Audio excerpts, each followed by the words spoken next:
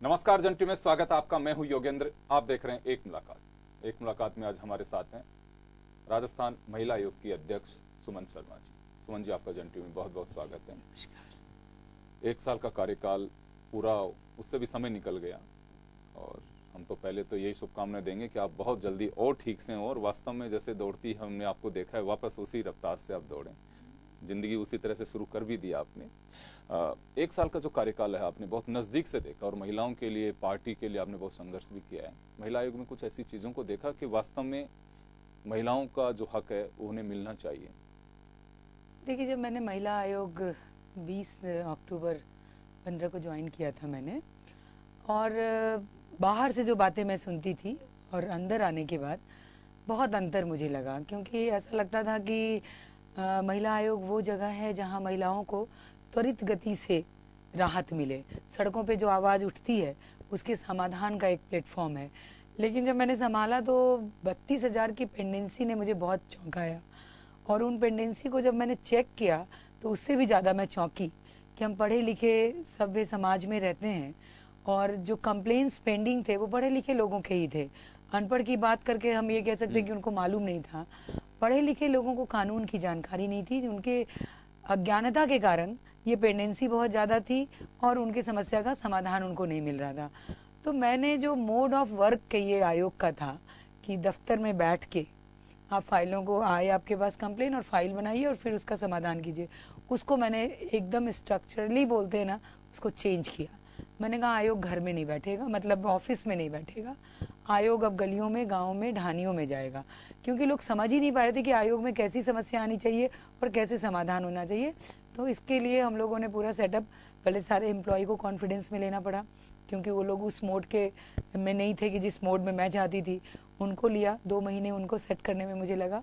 उसके बाद तो गाड़ी चल पड़ी, और गाड़ी चल पड़ी तो आपको बताते हुए खुशी है कि पेंडेंसी हमारी 5,000 पे आ गई। 32,000 का जो भीड़ था। पेंडेंसी को लेकर हमने कई बार इस बात को उठाया, लेकिन अक्सर ये कहा जाता है कि संसाधनों का अभाव रहा है वहां पे। जी, मैं मानती हूँ उसको, लेकिन मेरा फंडा जो अपना है काम करने का, मुझे लगता है कि अगर मैं इन्हीं अभावों को रोती रहूंगी अपने टेन्योर में तो मैं समाधान नहीं कर पाऊंगी, या मैं अपना नहीं दे पाऊंगी जिसके लिए मेरी नियुक्ति हुई है, जिसके लिए मैं यहाँ आई हूँ। तो मैंने उन सब चीजों को माइनस किया, जो है उसी से करेंगे। मेरा एक बहुत सीधा सा सिद्धांत है, मैं आपको बताऊं कि जो प्राप्त है उसी को पर्याप्त मानती हूँ। मैं तलाश नहीं करती हूँ कि ये चीज आ जाएगा तो करूंगी। तो जो संसाधन थे उन्हीं से काम शुरू किया, वही स्टाफ, वही व्यवस्था, लेकिन रंग बदलने लगा, लोग आने लगे, विश्वास जमने लगा, और आज माहौल आप लोग भी देखते हैं। कही कि जो पेंडेंसी है उसमें आश्चर्य है कि पढ़े लिखे लोग हैं। ऐसा क्यों हो रहा है कि लिटरेसी दर हमारी बढ़ती जा रही है, पढ़े लिखे लोग भी आ रहे हैं, लेकिन रिश्ते क्यों दरक रहे हैं? बहुत अच्छा सवाल है आपका ये। मुझे भी चौंकाता था जब पढ़े लिखे लोगों के, कोई मल्टीनेशनल कंपनी में काम कर रहा है, यंग बच्चे हैं, 12 महीने भी शादी के पूरे नहीं हुए और छोटी से इशू पे आपस में डिस्प्यूट हो गया कि मुझे अलग रहना है, हम लोग को अलग कर दीजिए, या हमारे 498 के केस बन गए, डॉरी के केस बन गए, जबकि सिचुएशन ऐसा नहीं है। मेरा कुल मिला के ये मानना है कि जो सामाजिक ताना बाना हमारा है वो इतना बिखर चुका है। ऊपर से तो हम लोग दिखते हैं कि हम अपनी संस्कृति और अपनी सभ्यता को बहुत मजबूती से पकड़े हुए हैं, लेकिन अंदर ही हम इतने खोखले हो चुके हैं कि हम इन रिश्तों को, जो धैर्य और जो पेशेंस जिसको हम लोग कहते हैं, वो बिल्कुल आज के यंगस्टर में नहीं है। पेशेंस के अभाव में शक शुबा बहुत सारी चीजें चालू हो जाती हैं, और जिसके कारण ऐसे केसेस आने लगे कि केयरिंग, जो जिसको हम लोग कहते थे कि बहुत केयरिंग होते थे, वो चीजें खत्म हो गई। बहुत टॉलरेंस की बात इस देश में चलती है। किस चीज का अभाव है? कहीं काउंसलिंग के अभाव है? देखिए, बहुत ज्यादा, हाँ, बहुत ज्यादा। मैं जो कह रही हूँ ना कि पारिवारिक मूल्यों का पतन हुआ, तो जो परिवार में उनको मिलना चाहिए था वो बच्चों को मिला नहीं, जो यंगस्टर हैं। तो इसलिए अब काउंसलिंग की जरूरत हो रही है, बाजारों में या इंस्टीट्यूशन बने जहां उनकी काउंसलिंग की जाए। जो माँ बाप को करनी थी वो अब समाज को करना पड़ रहा है या किसी व्यवस्था को करना पड़ रहा है। यही कारण रहा। बेटे बेटियों के फर्क से भी ऊपर मैं देखती हूँ कि दोनों की ही, मतलब पहले मैं सोचती थी कि शायद बेटों पे लोग केयर नहीं करते, बेटियों पे पूरा केयर करते हैं। ऐसा कुछ नहीं। जो मैंने महसूस किया, ना बेटियों को दिशा दे पा रहे हैं ना बेटों को दिशा दे पा रहे हैं। हर लोग अपने कैरियर में इन्वॉल्व हो रहा है, माँ बाप भी अपने कैरियर को ही ढूंढ रहे हैं और बच्चे भी अपने कैरियर बनाने में। तो ये जो गैप है परिवार के बीच में, जो वार्ता होती थी कमरे में बैठ के, जो दिन भर की दिनचर्या का समापन अपन रात में करते, वो चीजें खत्म हो गई। हर इंडिविजुअल हो गया। इसलिए इंडिविजुअल का परिणाम हुआ कि थोड़ी सी बात में भी जो सहन शक्ति होती थी, परिवार के लोग जिसको सेट कर देते थे, वो सब चीजें खत्म हो गई। अब सब चीज सड़क और दफ्तर पे पहुंचने लगा। दूसरा जो बताती हूँ मैं, ईगो ज्यादा, ईगो इसको ईगो भी कह सकते हैं, मैं सहन शक्ति कह रही हूँ उसको। ईगो बहुत हो गया और सेल्फ सेंटर्ड हो गए लोग कि अपने बारे में सिर्फ ईगो भी सोचना होना है। चाहिए। एक लोग कहते हैं कि स्वाभिमान होना से जुड़ा हुआ चाहिए, है, लेकिन ईगो का एरोगेंसी नहीं हो उसमें। एरोगेंसी, यहाँ ईगो का मतलब एरोगेंसी है। स्वाभिमान तो होना ही चाहिए। अगर जिस व्यक्ति में स्वाभिमान नहीं होगा तो वो फिर व्यक्ति नहीं है। लेकिन दूसरा कारण जो मुझे दिखता है इसके साथ साथ, योगेंद्र जी आपको बताना चाहूंगी कि लोगों में डिपेंडेंसी के साथ जोड़ रही हूँ इसको मैं, कि लीगल अवेयरनेस नहीं थी, कानूनी जानकारी भी नहीं थी। एक तो समस्या आ रही है और आयोग तक पहुंचे, कई चीजें आप वहीं पे निपटारा कर सकते थे, वो उनकी जानकारी के अभाव में। जैसे अगर किसी ने ईव टीजिंग की, किसी ने आपको परेशान किया, किसी ने अनवांटेड कॉल किया, तो थाने पहुंचने की भी जरूरत नहीं होती है, या थाने पहुंच के पुलिस के आगे हाथ फैलाने की भी जरूरत नहीं होती है। अगर हमें पता है कि 354 जो आईपीसी की धारा है वो इतनी मजबूत है, हम उसका इस्तेमाल करेंगे तो इन सब चीजों का समाधान होगा। थाने पहुंचने पे 151 में 354 के मुकदमे दर्ज हो रहे हैं, फिर हम रो रहे हैं कि हमारा काम नहीं हो रहा। तो लीगल अवेयरनेस भी हिंदुस्तान में या देश में या राजस्थान में बहुत कम है पढ़े लिखे लोगों में। मैं एक बात जानना चाहूंगा, ये बड़ा कड़वा सच्चे है। मुझे अच्छे से ध्यान है कि मिस्टर NRK रेड्डी जब जोधपुर आईजी थे, मैं भी वहीं पे था, तो इन्होंने एक काम शुरू किया था कि मुझे बहुत तकलीफ होती है कि किसी के रिश्ते टूटने नहीं चाहिए, हम लोग पहल करें, मीडिया भी, पुलिस भी, और मैं इसमें सहयोग कर सकता हूँ। एक काउंसलिंग टीम बनाई, मुझे भी उसमें लिया था उन्होंने। फिर कुछ केस तो मैंने देखे, उसके बाद में ट्रांसफर हो गया मेरा वहां से। तो इनका ये कहना होता था कि मेरा ही मानना है कि जब थाने में मामला आता है तो थोड़ा सा अगर तरीके से उसे हैंडल किया जाए तो काफी चीजें वहां सोल्व हो सकती हैं। आपको लगता है कि थानों की भूमिका जैसी होनी चाहिए वैसी नहीं है? मुझे लगता है कि डीजीपी राजस्थान के हों या पुलिस कमिश्नर राजस्थान के हो या उसके बाद के जो ऑफिसर्स कैडर बोलते हैं, उसको सभी सरकारें बहुत महत्व देती हैं, उस पे बहुत ज्यादा फोकस्ड होती हैं। लेकिन फोकस्ड होना चाहिए हमारे जो दरोगा जी जिनको कहते हैं, SHO कहते हैं, या जो थाना कहते हैं। थाना जब तक सेंसिटाइज नहीं होगा हमारा, आप कुछ नहीं कर सकते हैं, कितने भी पुलिस को स्मार्ट बना दें, अगर वहां सेंसिटिव लोग नहीं है तो आपकी समस्या का अंबार लगता जाएगा और तो उत्पीड़न में, एट्रोसिटीज में आपका नंबर बढ़ता जाएगा। आपको लगता है कि काउंसलिंग नॉट ओनली उन कपल्स की, थानों की भी होना जरूरी है कि वास्तव में अगर कोई परिवार आता है कि देखिए इंसानियत के रिश्ते होते हैं ये, तो मुझे इसीलिए थाने में हमने बिठाया। थाने के साथ ही आपने देखा होगा कि महिला सुरक्षा सलाह केंद्र खोले गए हैं, जयपुर में सभी थानों में हो गए, पूरे राजस्थान में इसको लेके मूव कर रहे हैं। कुछ इसके रिजल्ट आ रहे हैं? बहुत अच्छे रिजल्ट आ रहे हैं। मैं आपको बताऊं कि पुलिस की भी सिरदर्दी खत्म हो रही है कि यदि कोई केस पहुंचा ईगो को लेके, पारिवारिक झगड़ों को लेके, मारपीट को लेके, रेप को लेके, वो लोग उसको पहले टैकल कर लेते हैं। वो टैकल उनकी काउंसलिंग से होती है, कोई हथियार और कानून के कायदे से नहीं होते। वो अपनी इतनी अंडरस्टैंडिंग उनकी काउंसलिंग हो जाती है कि वो लोग कई चीजें अपने आप सुलझ जाती है, उसको FIR करने की भी जरूरत नहीं होती है। तो मुझे लगता है कि ये बहुत जरूरियत है, क्योंकि कई पुलिस स्टेशन से मेरे पास भी सूचना है कि साहब हमारे यहाँ भी ये व्यवस्था करवाइए, ताकि हमारी माथापच्ची जो दूसरे केसेस को लेके होती है, और ये केसेस थोड़े डिफरेंट होते हैं, हमारे लिए बहुत सरल हो जाता है। जब काउंसलिंग के बाद हमारे पास क्लाइंट आता है तो हमको उसको टैकल करना बहुत आसान हो जाता है। तो मुझे लगता है कि ये बहुत जरूरी है, और इसीलिए अभी तो एक कदम और आगे आयोग बढ़ा।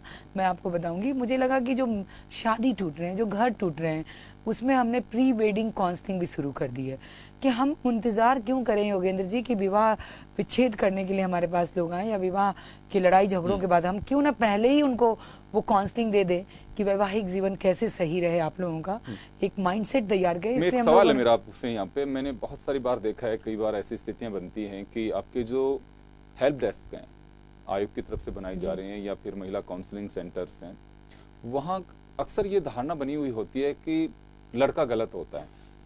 मेरा ये मानना है कि जब कॉम्प्रोमाइज की स्थिति आती है तो एक बैलेंस करने की आवश्यकता होती है, पर भाई कई बार ये होता है कि बिल्कुल नहीं साहब, वो लड़के वाले जो कह रहे हैं वो बिल्कुल गलत है, जबकि वास्तव में एक्चुअल फैक्ट्स कुछ अलग ही होते हैं। मुझे केस का ध्यान आपकी गांधीनगर थाने का, झगड़ा सिर्फ ये कि दिल्ली में पेरेंट्स का इकलौता बेटा, बेंगलोर में वो किसी सॉफ्टवेयर कंपनी में इंजीनियर था, और वाइफ उसकी पेरेंट्स के साथ रहती थी, वो भी कुछ गवर्नमेंट जॉब में थे, रिटायर्ड थे, लेकिन वो झगड़ा भिंडी की सब्जी और गोभी का कि रेगुलर है, बुड्ढे बुड्ढी तो यही खाते हैं, मैं नहीं खा सकती, कैसे टॉलरेट करूं इनको। ये झगड़ा मैंने आंखों से देखा है और कानों से सुना है इसको। तो ये चीजें अब उसमें, जब मैं नाम नहीं बताना चाहूंगा, जो काउंसलिंग सेंटर के लोग थे, मैंने उनसे भी कहा कि बहुत छोटी सी बात है, आप लोग भी समझे, हम भी समझवाने की कोशिश करते हैं। हम रिपोर्टिंग के लिए गए थे कि नहीं साहब ये लड़के वाले बदमाश हैं। मैंने पता कराया उनके पड़ोसियों से भी, सबसे, कि वास्तव में झगड़ा बस ये भिंडी की सब्जी और गोभी की सब्जी, ये कोई झगड़े की जड़ें हैं। नहीं नहीं, बिल्कुल सही कहा योगेंद्र जी। मैं आपको यही कि एक माइंडसेट बना हुआ है हम लोग का। जैसे मैं विमेन कमीशन की चेयरपर्सन हूँ, तो मुझे किसी भी सूरत में महिलाओं के ही पक्षधर रहना है। मुझे महिलाओं की तरफ से ही, उनके लड़की का ही पक्ष लेना है। बाकी तो लड़के वाले तो बिल्कुल, अगर आप लड़के के पक्ष में बोलेंगे तो फिर विमेन कमीशन का मतलब क्या है। उसी तरह वो पुलिस का जो सेटअप आप बता रहे हैं, ये घटना मेरे सामने भी ऐसी आई थी, लेकिन मैं इसके बिल्कुल खिलाफत हूँ। फेयर होना चाहिए, फेयर होना चाहिए। और बहुत सारे किस्से हमारे सामने आए जिसमें लड़के की कोई गलती नजर नहीं आती थी, ईगो की लड़ाई थी। एक इंदौर की कहानी बताना चाहूंगी कि कोटा की फैमिली थी, इंदौर में ब्याही हुई थी मध्य प्रदेश में, और बेटी की माँ को बहुत मॉनिटरिंग करने का शौक होता है। हमारे यहाँ ये प्रॉब्लम बहुत है कि बेटी को ब्याह कर दीजिए, लेकिन माँ ये नहीं समझती कि मेरी बेटी अब चली गई दूसरे घर में, उसको जिम्मेदार है, 18 साल की उम्र पार करके जा रही है, मैच्योर है, उसको आप किडिस लुक में नहीं देखें। लेकिन रोज मॉर्निंग में फोन करना कि बेटी क्या हाल है, उठ गई, आप उठ गई तो क्या कर रही हैं। तो आप एक एक मिनट की अगर उनका घर तो बसने दीजिए। बसने के पहले रोज तो मैं उनको उदाहरण देती थी कि जैसे दूध को हम जमाते हैं रात में, थोड़ा सा दही डालते हैं जमने के लिए, अगर रात भर उसमें उंगली डालते रहेंगे तो वो दही नहीं जमेगा, और सुबह जब हम ढक्कन उठा के देखते हैं तो वो बिल्कुल जमा हो। तो माँ बाप के लिए भी मेरा मैसेज है कि वो बेटी को ब्याह करके भेजते हैं तो उसको जमने तो दीजिए, विश्वास तो रखिए कि जिस परिवार में वहां रोज उंगली करके। तो वो माँ एक दिन पूछी कि बेटी क्या खा रही हो, तो लड़की ने कह दिया कि मैं अचार रोटी खा रही हूँ। माँ तो फोन रख दी कि मैंने इसलिए इस घर में शादी किया था, और दामाद की रिमांड ले ली कि मेरी बेटी, और पता क्या चला कि वो कंसीव कर रही थी, खट्टा खाने का मन कर रहा था। कितनी छोटी बात थी, और मेरे आयोग तक पहुंच गए। और उसके बाद मैंने समझाया, तो मैं पक्ष लेती हूँ लड़कों का, अगर घर बिगड़ने नहीं दूंगी। मैं सिर्फ इसलिए कि लड़का है और मैं आयोग में हूँ तो मैं लड़के को ही प्रताड़ित करूंगी, ये हमारे यहाँ तो नहीं चलता। इसलिए हमने नाम दिया कि महिला आयोग नहीं, परिवार आयोग है ये हमारा। मैं इसीलिए इसमें कहती हूँ। हम तो चाहते हैं कि आप बहुत ही अनुभवी हैं, और मीडिया हो चाहे कोई भी हो, जुडिशरी, मैं तो सैल्यूट करता हूं जजेस को, जो लास्ट मोमेंट तक भी फैसले से पहले रिक्वेस्ट करते हैं कि आप लोग हमारे कहने से 2 दिन आप तो टाउन घूम के आइए, जाके आइए, आप अपनी तरफ से नहीं, इन बच्चों की तरफ सोचिए। मैंने कई बार जिरह में सुना है ये बात, बहुत कोशिश की जाती है। कोई नहीं चाहता कि रिश्तों में दरार बने, रिश्ते वापस बनने चाहिए और पहल भी होनी चाहिए। तो चलिए एक छोटे से ब्रेक के लिए रुकेंगे, ब्रेक के बाद सुमन जी के साथ चर्चा जारी रहेगी। छोटे से ब्रेक के लिए।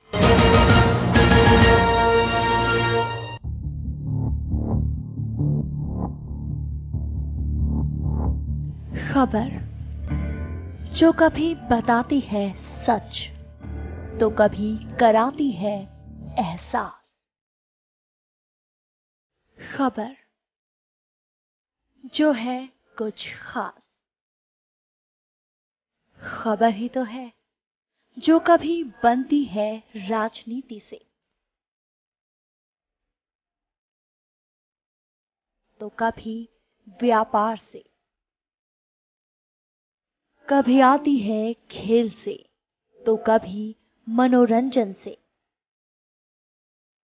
कभी खुशी से तो कभी गम से। हाँ, खबर ही तो है। खबर थमती नहीं और ना ही थमेंगे हम, क्योंकि हम हैं जन टीवी, जन जन की आवाज।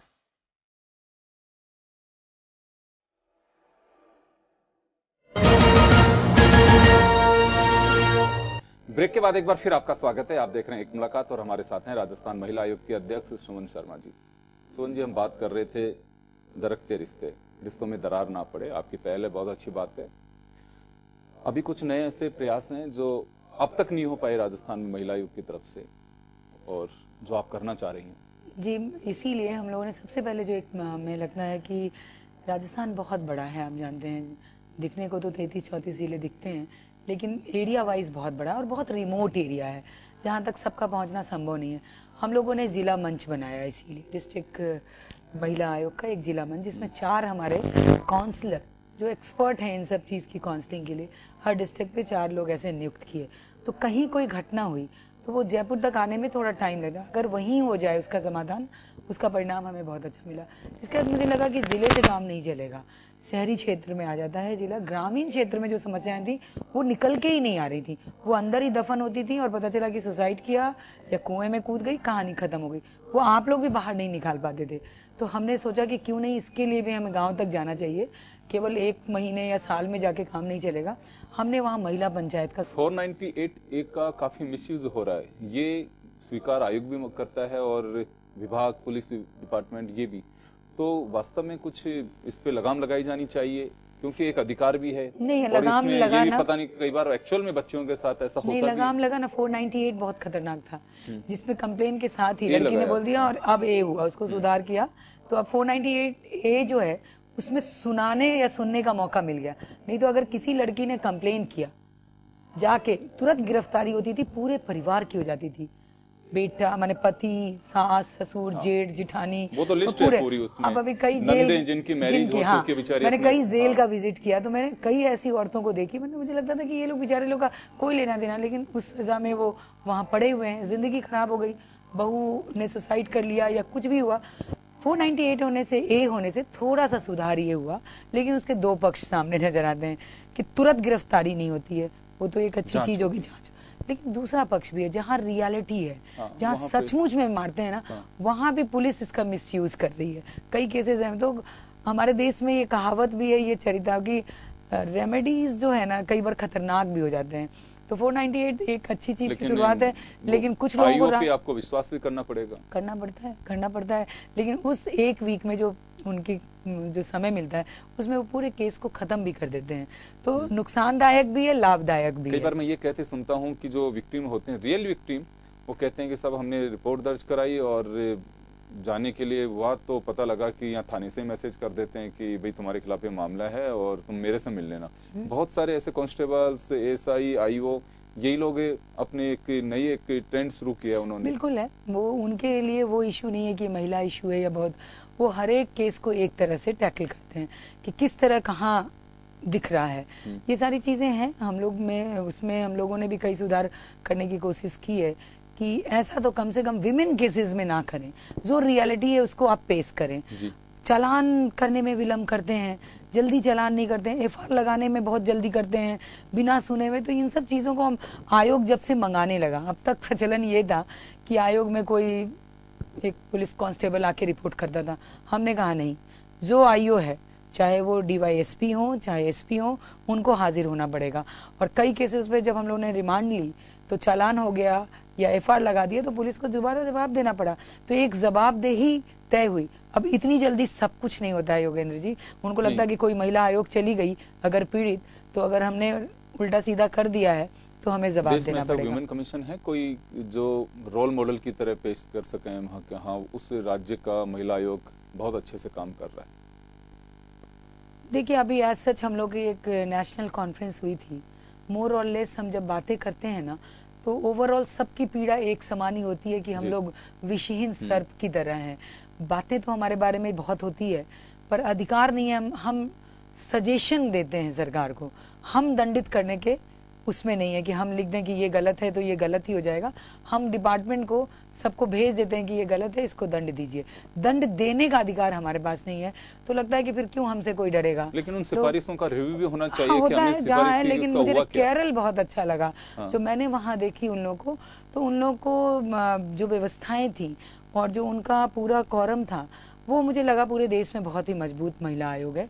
पावर्स बहुत थे, वो लोग किसी को भी रिमांड कर सकती थी, किसी पे जजमेंट दे सकती थी। ये अभी हम लोग के यहाँ थोड़ा नहीं है। वो वहाँ लोकायुक्त की तरह काम कर रही थी, तो ये पावर बहुत बड़ा होता है। कई बार ये भी चर्चाएं रहती हैं। अब आप से मैं जानना चाहूंगा आपकी टीम के साथ आपका कैसा है, क्योंकि कंट्रोवर्सी रही है कि साहब अध्यक्ष को राइट ज्यादा है, हमारे पास में नहीं है, हमें गाड़ी नहीं मिल पाती, अध्यक्ष अपने अंदाज से चलते हैं। मैंने कई बार कमीशन में सुना है। अभी क्या स्थिति है? बिल्कुल सही कहा आपने कि होता है, लेकिन एक्चुअल में आपने देखा है कि हमने संगठन में भी काम किया है। मैं सोचती हूँ कि बिना टीम के काम नहीं हो सकता। मेरी गाड़ी हो, मेरे पावर्स हो, हमने सब डेलीगेट कर रखा है। हमने सबको डिस्ट्रिक्ट बांट रखा है, हमने सबको जोन दे रखा है।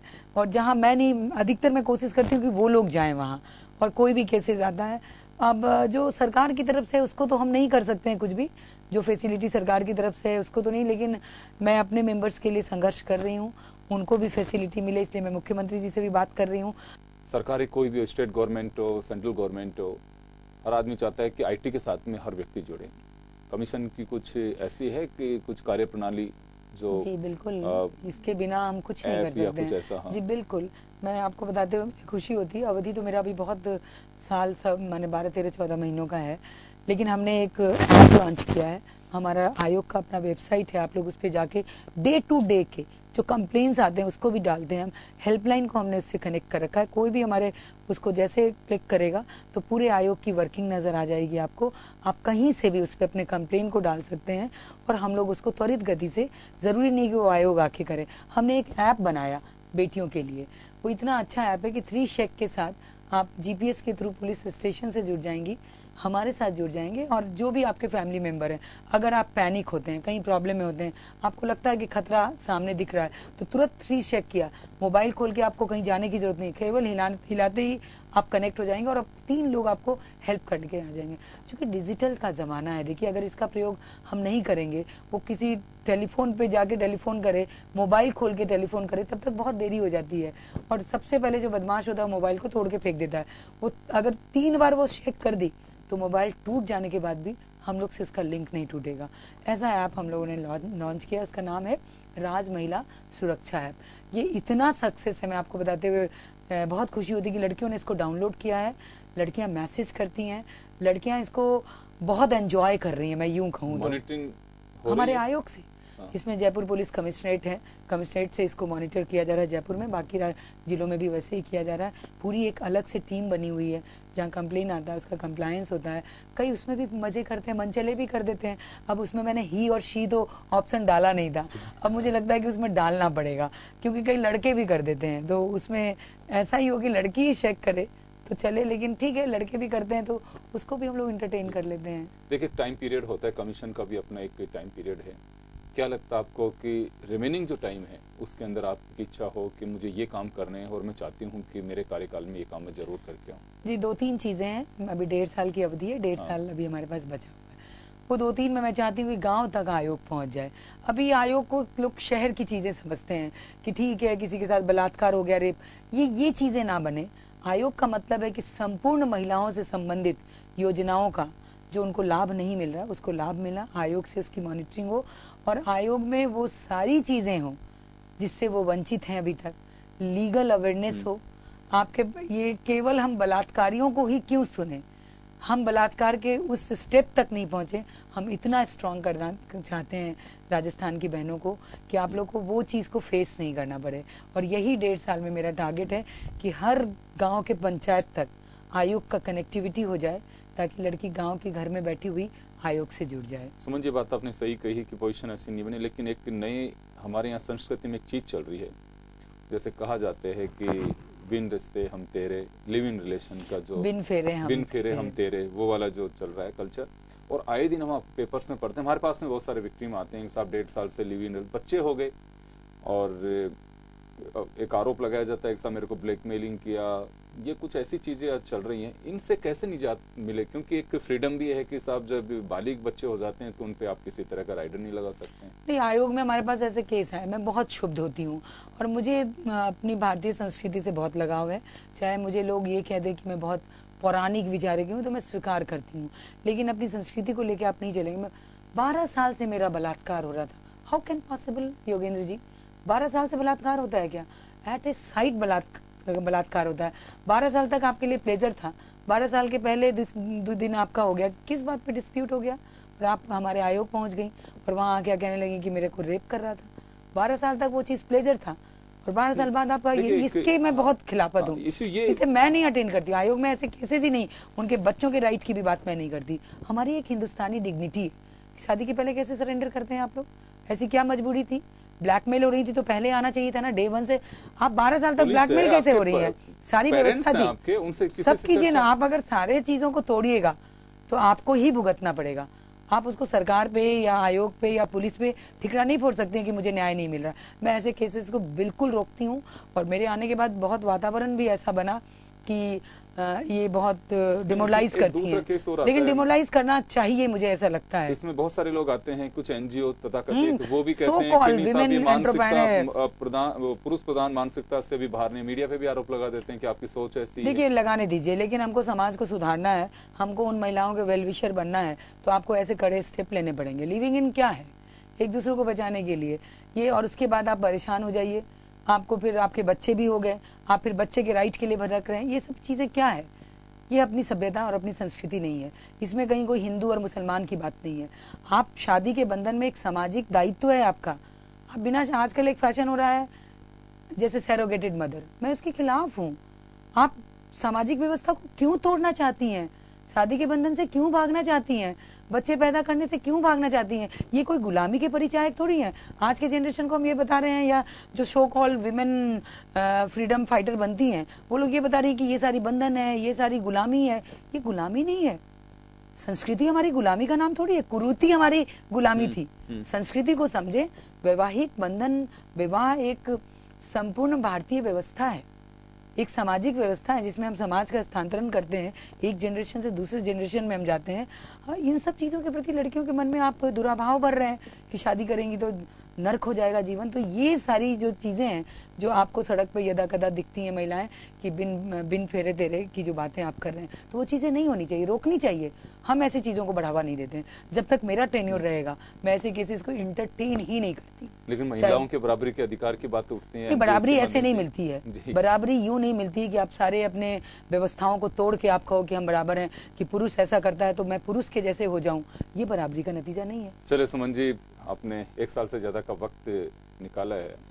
हमारी इच्छा थी कि पूरा साल होते ही आपके साथ में रूबरू होंगे, लेकिन चलिए आपका एक्सपीरियंस हमारे साथ में शेयर किया आपने। वाकई बहुत एक पहल होनी चाहिए, समाज की भी, पुलिस की भी, आपके भी, मीडिया की भी। रिश्तों में जो दरार आ रही है उसे पाटने की कोशिश हो, परिवार टूटे ना, जुड़ने चाहिए, और यही एक पहल होनी चाहिए, चाहे कमीशन हो, चाहे मीडिया हो, चाहे पुलिस हो। और उम्मीद भी की जानी चाहिए कि छोटी छोटी बातों को लेकर के, अगर इस तरह से जो कहा जाता है कि दरकते रिश्ते, वो नहीं होना चाहिए। और समानता का अधिकार महिलाओं को भी है, पुरुषों को भी है, लेकिन ये नहीं कि बिल्कुल हम हमारे नियम, कायदे, संस्कृति उसको भूल करके साइडलाइन चले जाएं। और बिल्कुल सम्मान अगर पुरुष का होता है तो औरत का भी होना चाहिए, ये बिल्कुल बहुत जरूरी है। और उम्मीद करेंगे कि आपका जो रिमेनिंग पीरियड है, वाकई आप बहुत अच्छा काम करें, पेंडेंसी आप शून्य पे लेकर के आए हैं, और महिलाओं को जो उसका अधिकार वो जरूर आप दिलवाए हैं। और एक न्याय मिलना चाहिए, लेकिन न्याय उस मायने में, जैसे आपने कहा कि मैं परिवार आयोग की तरह देखती हूँ, महिला आयोग की तरह नहीं, वो होना भी चाहिए। क्योंकि लगातार ये सवाल भी उठते हैं कि जो नियम, कायदे, राइट जो दिए गए, उनका कई बार उल्लंघन भी होता है, जिसकी वजह से जिसको हम आरोपी मानते हैं वो कई बार बेचारा विक्टिम होता है, लेकिन उसके पास में सत्य साबित करने के लिए कोई सबूत नहीं होता है, और वो या तो कटघरे में होता है, जेल की सलाखों के पीछे अपना जीवन गुजार रहा होता है। लगता है कि ये सब चीजें दुरुस्त होनी चाहिए। चलिए, बहुत बहुत शुक्रिया आपका, और एक मुलाकात में बस इतना ही। दीजिए इजाजत, नमस्कार।